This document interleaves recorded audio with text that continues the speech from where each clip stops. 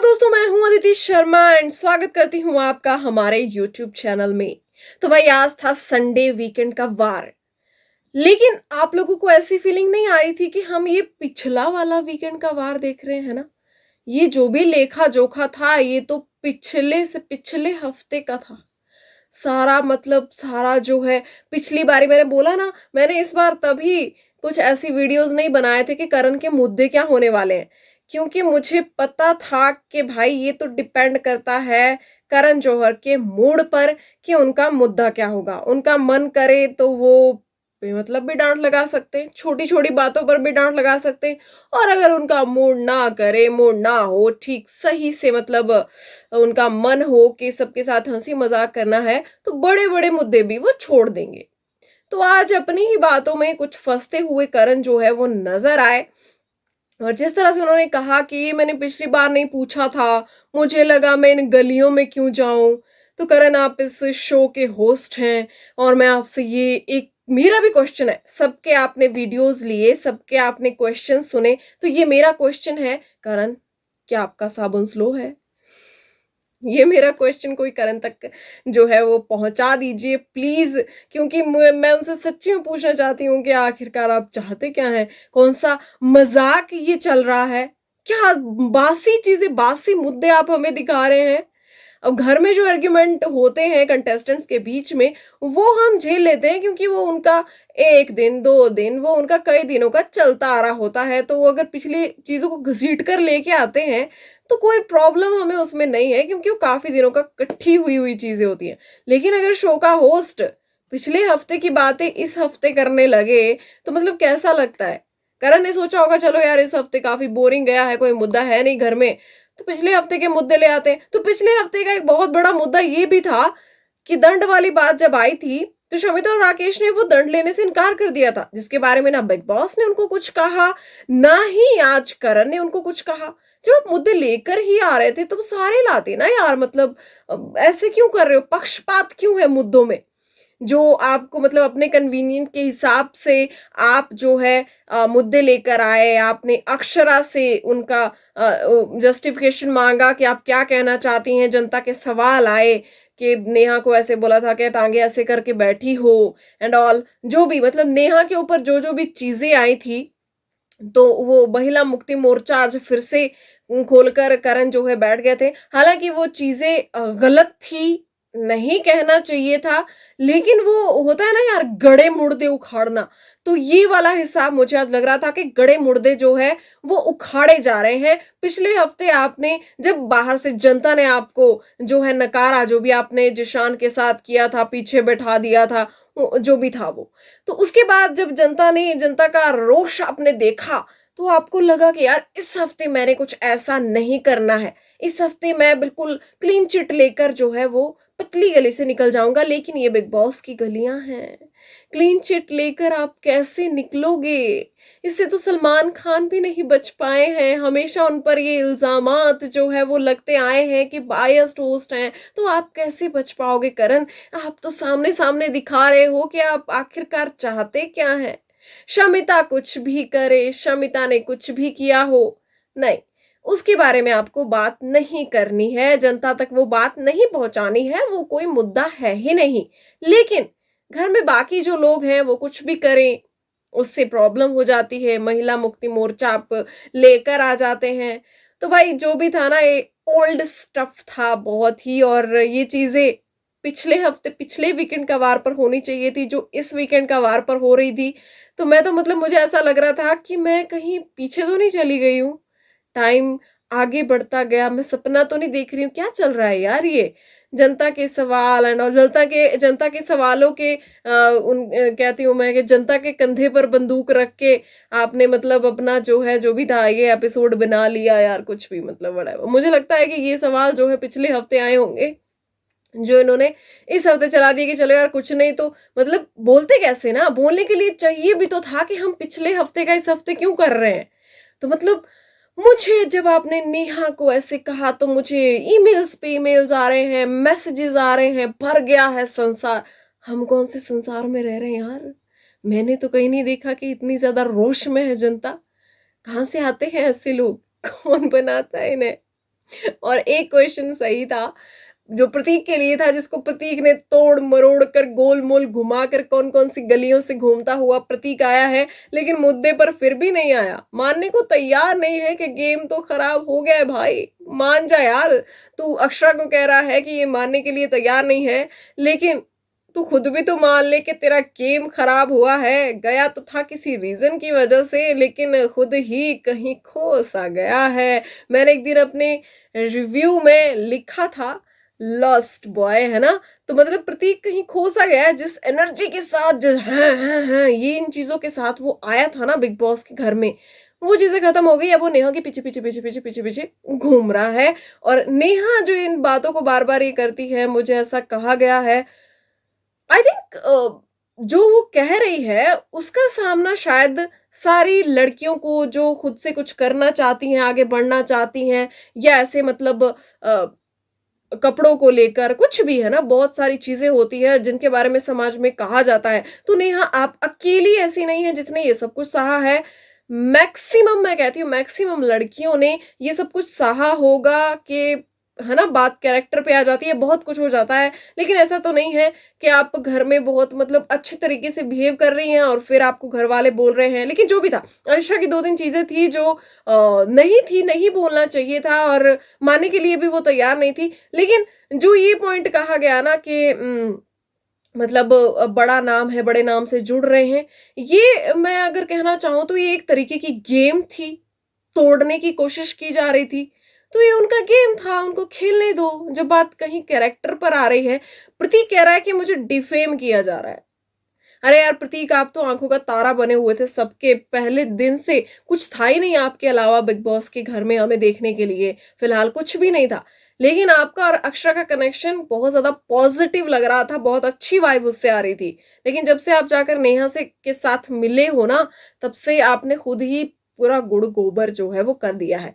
अब ये तो था भाई, वीकेंड का वार आता है दो पार्ट में, एक एपिसोड एक वीकेंड का वार। तो भाई मूज और निशांत का जो मैटर था उन्होंने सॉल्व किया, सब कुछ सॉल्व हुआ। दिव्या के लिए जो है निशांत मूज को समझा रहा था कि भाई इससे थोड़ा बना के रख, गेम के हिसाब से हमारे लिए ये ठीक रहेगा। तो उसके बाद जो है एक घर में टास्क दिया गया था कि एक्टिविटी करवाई गई थी कि सबसे स्ट्रांग जो है वो कनेक्शन कौन सा है बिग बॉस के घर में। तो सबने बोला भाई किसी नतीजे पर कोई पहुंच नहीं पा रहा था, और उसी में मतलब आपसी सहमति करनी थी जो घर में बहुत कम ही बन पाती है। तो आपसी सहमति बन नहीं पा रही थी। तो मतलब इसी के चक्कर में जो है क्या हुआ कि निशांत और मूज ने ले लिया नाम मिलिंद और अक्षरा का, जबकि प्रतीक और नेहा ने नाम दिया था मूज और निशांत का।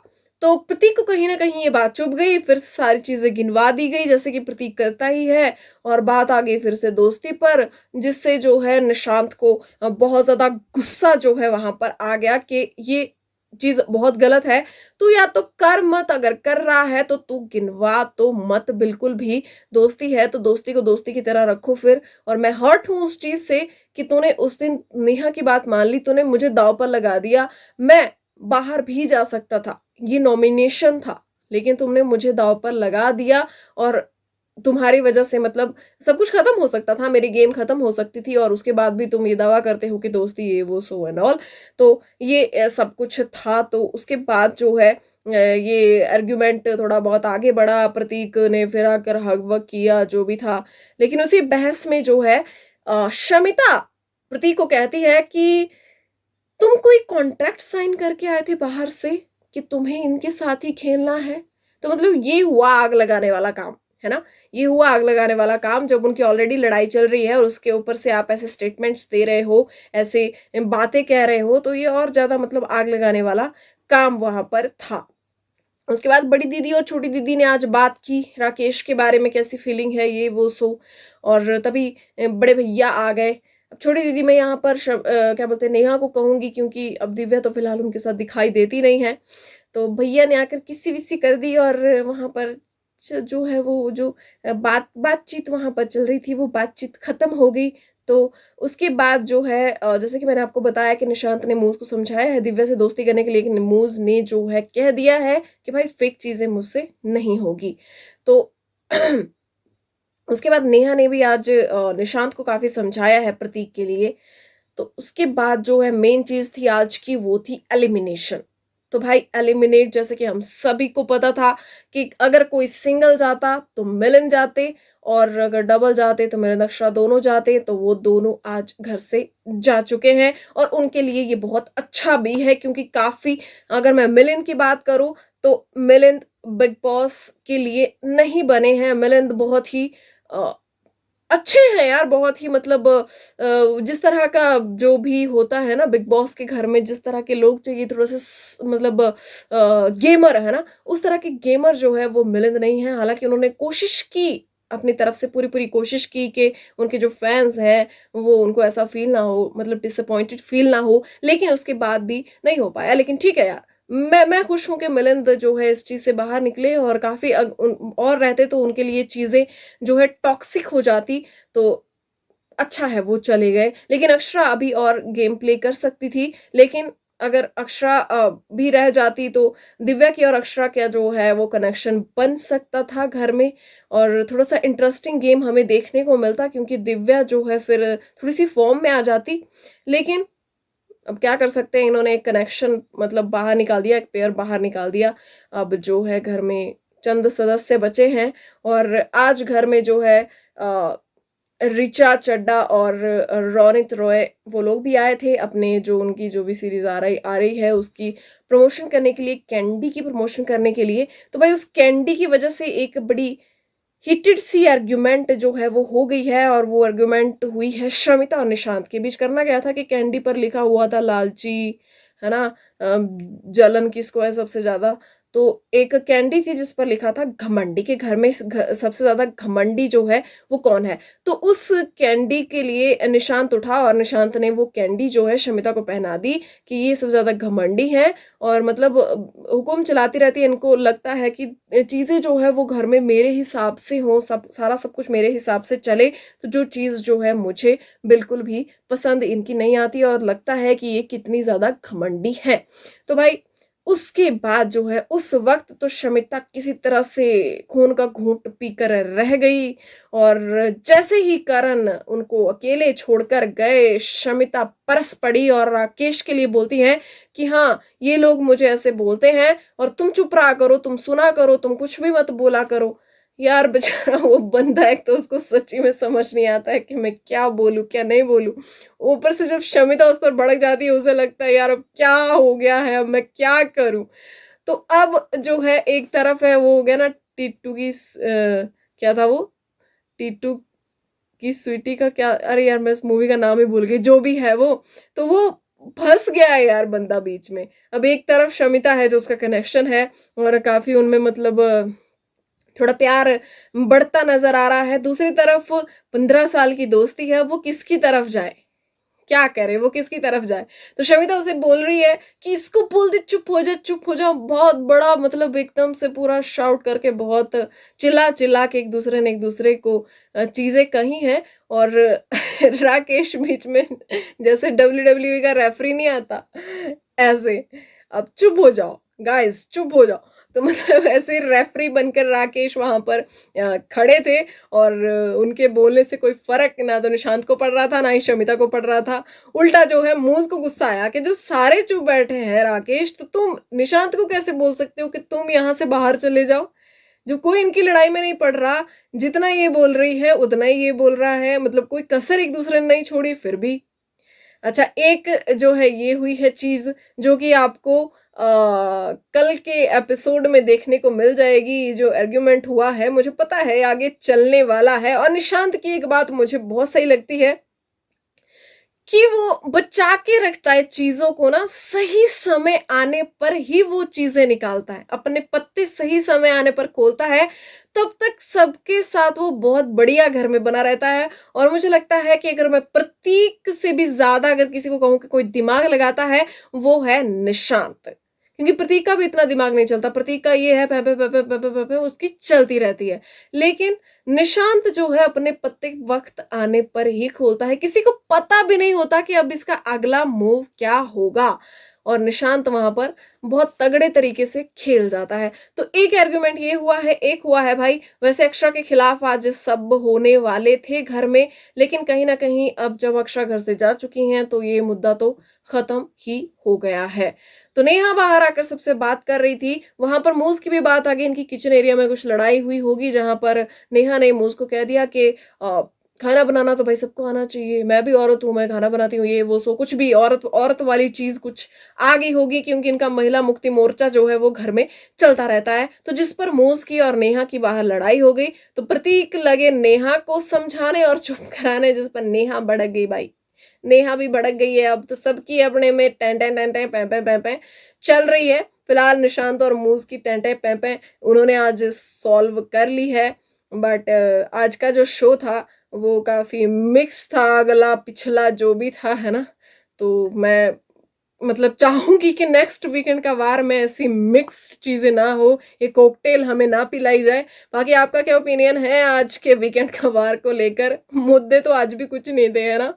मुझे कमेंट सेक्शन में जरूर बताइए। मिलते हैं नेक्स्ट वीडियो में, नेक्स्ट एपिसोड के रिव्यू में। तब तक के लिए bye bye, good night and अपना ख्याल रखिए।